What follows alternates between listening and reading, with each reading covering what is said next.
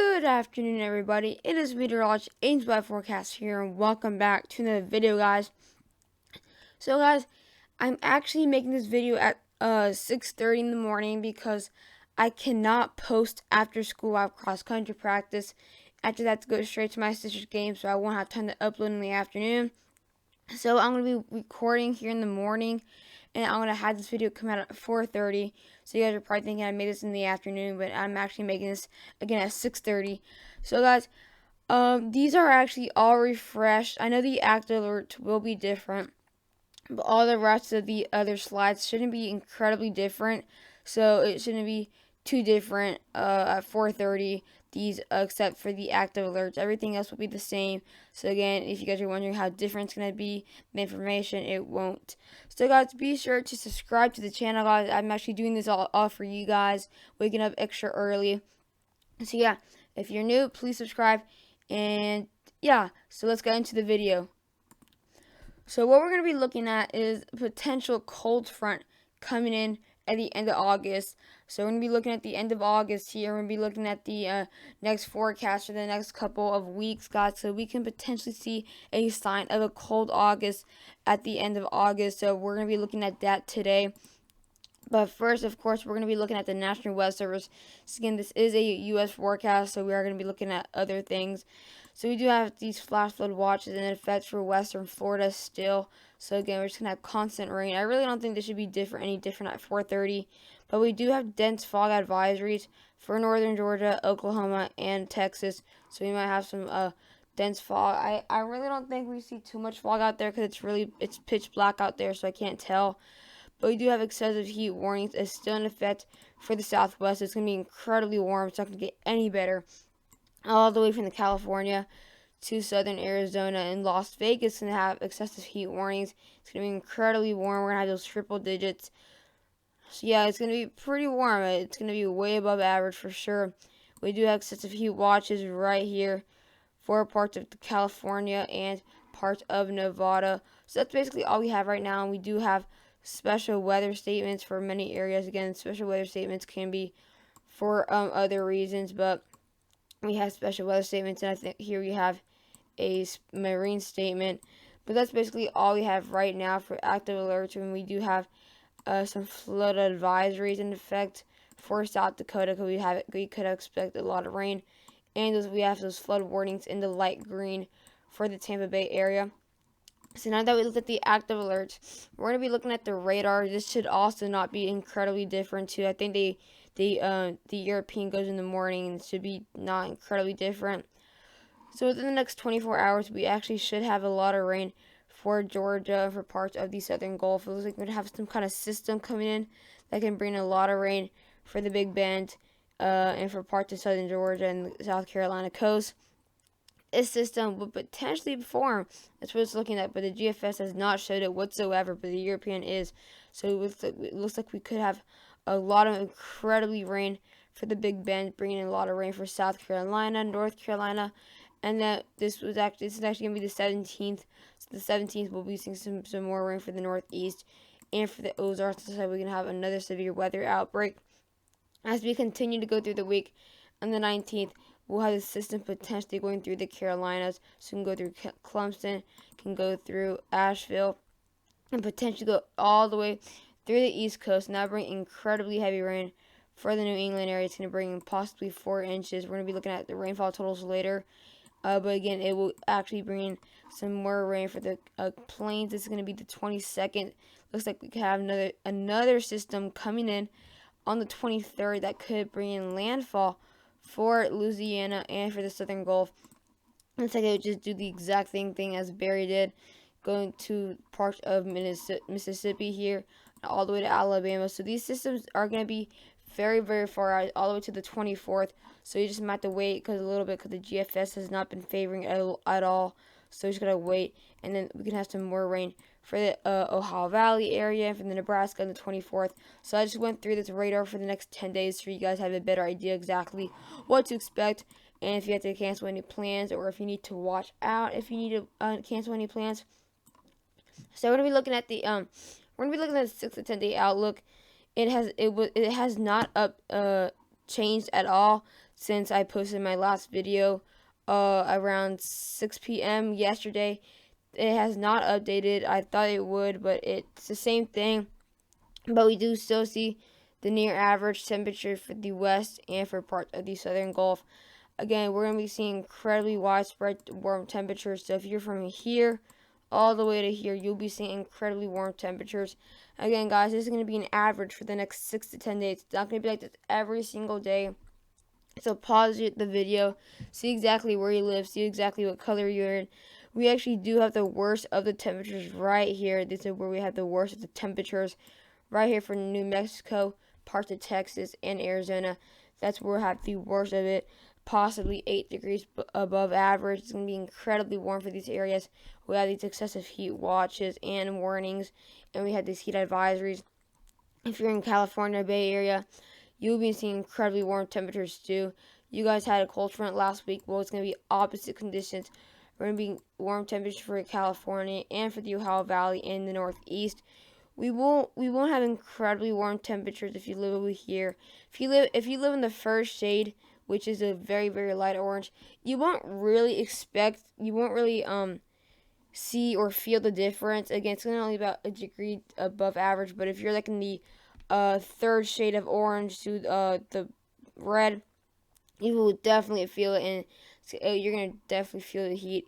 We do see a little, very, very small area in Montana and Idaho that see below average temperatures right here for northern Idaho and Montana.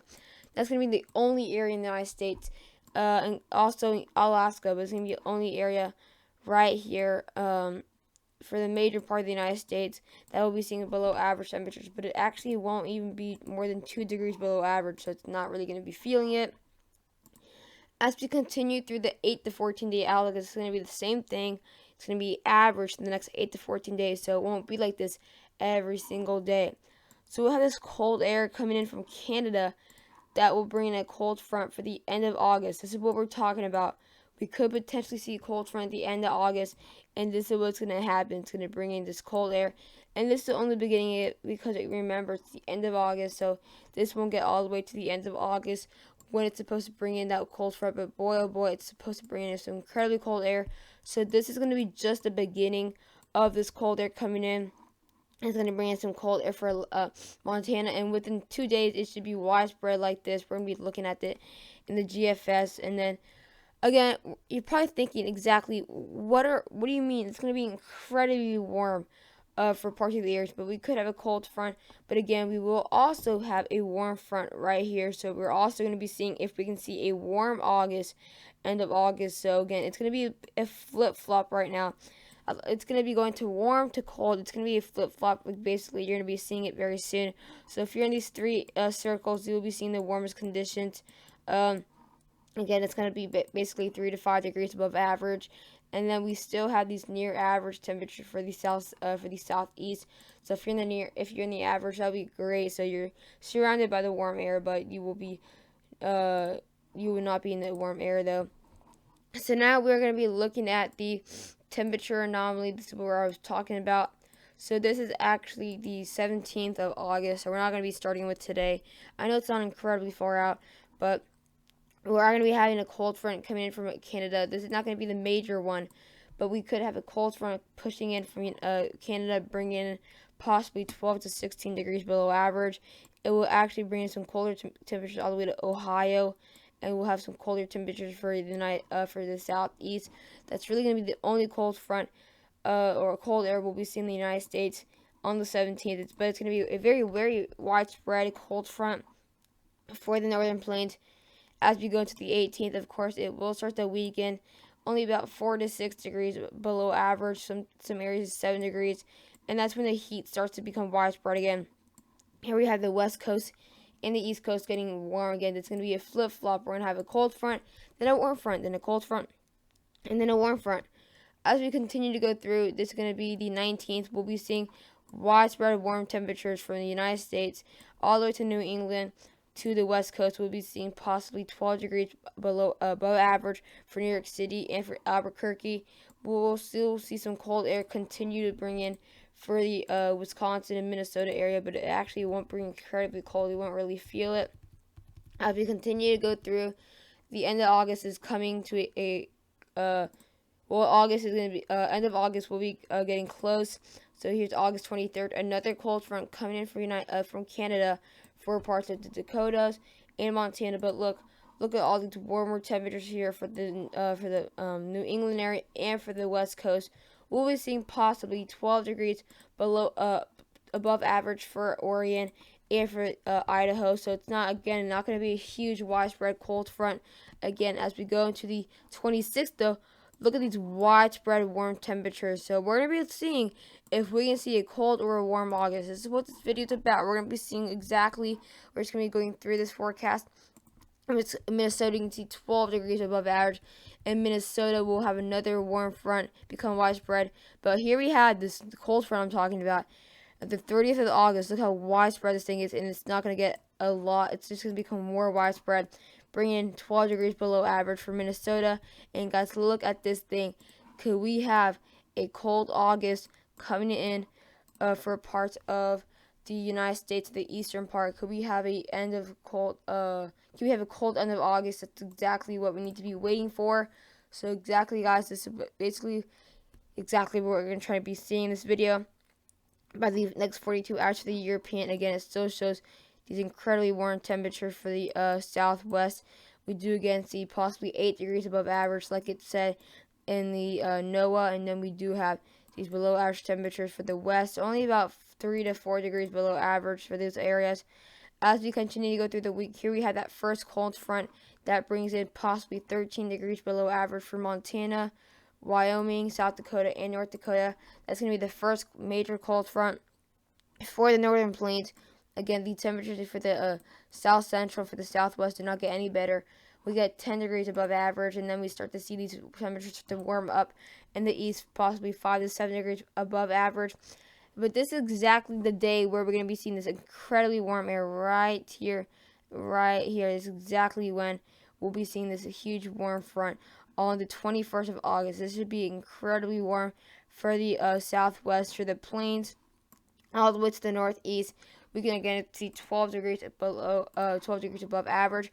The cold front will only affect parts of the northeast. Now this is a new update.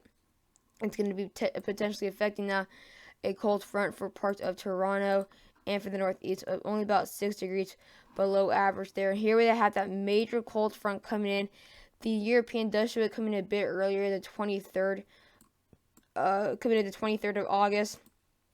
So again, that could be a big difference. A 7-day difference could do a huge, especially if it's a huge cold front like this. And then it shows it not getting as big of a deal as the 25th. Again, the European, we just need to wait exactly what it shows for the 30th of August, because that's exactly when we want to see how warm it will be or how cold. But look, guys, if you look at this, it's looking like we can also have a warm end of August for many, 12 degrees above average for many people, especially for the East Coast. If we continue to go through, we're going to have a mostly very, very warm temperature for widespread the country. So we just really need to see if we'll be seeing a cold end of August. So now we're looking at the precipitation really fast here. So we could see a very good amount of rain right here for the Big Bend area. That's where we have some flash flood watches, potentially 9 to 10 inches of rain. We could actually have the same thing, but potentially 8 inches. I'm so used to seeing degrees. We will have a good amount of rain for the plains. We will have potentially 6 inches of rain for parts of Iowa, 3 inches for Nebraska. We won't have incredibly a lot of rain for the West Coast again. We're just having major warm temperatures. That's really all we needed to look at for the precipitation. So guys, I hope you guys liked this video. I hope you guys thought it was worth waking up at 5:30 in the morning. I hope you guys all enjoy your day. And yeah, bye guys.